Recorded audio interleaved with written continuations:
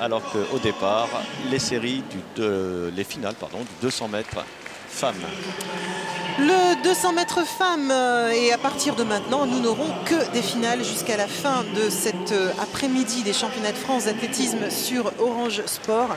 Une finale sans Muriel Urtis, alors on peut toujours le regretter, hein. On parle de ces fers de lance qui ne sont pas là pour diverses raisons. Certains sont un peu en délicatesse, d'autres font l'impasse tout simplement sur la saison sale pour se préparer pour l'été.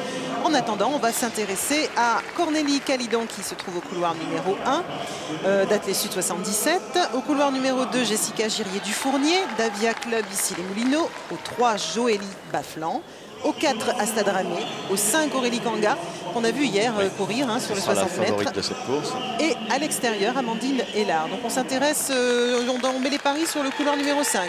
Aurélie Kanga qui était finaliste des championnats du monde junior en 2004 et qui revient cette année à un excellent niveau de performance. Elle a réalisé une très grosse perf, 23,67 sur 200 mètres en salle à l'occasion du meeting de Reims.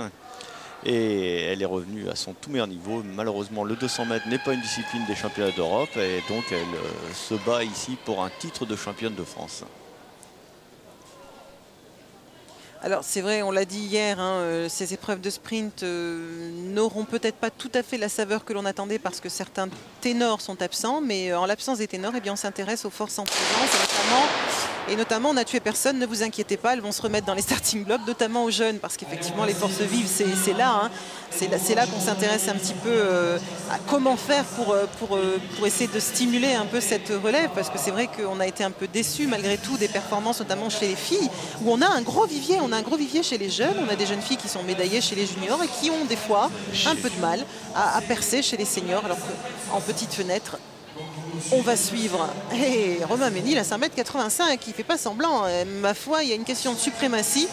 Alors pourquoi ne pas profiter de cette bonne forme pour redevenir le Français numéro 1 ? Et en même temps, l'Européen numéro 1, puisque les bilans sont actuellement occupés en tête par le Russe Lukaenko avec 5,82 m. Et Romain, en franchissant cette barre, se présenterait en favori à Turin.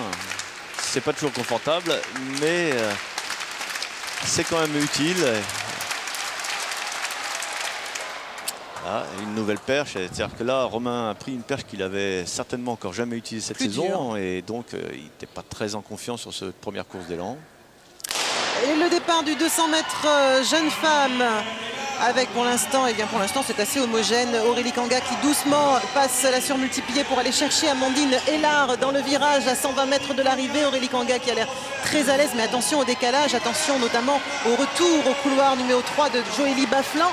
Aurélie Kanga qui est en tête de cette finale, qui va peut-être remporter son titre national. La voilà, championne de France. Aurélie Kanga, championne de France en 23 secondes et 89 centièmes temps provisoire.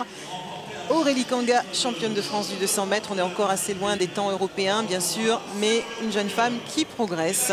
Le temps est ramené à 23,88 devant Amandine Hélard, la rémoise, qui passe juste sous les 24 secondes. 23 secondes 99 pour la champenoise, qui, elle, bat son record également. Et c'est Jessica Girier-Dufournier qui terminera 3e en 24 secondes 46 centièmes.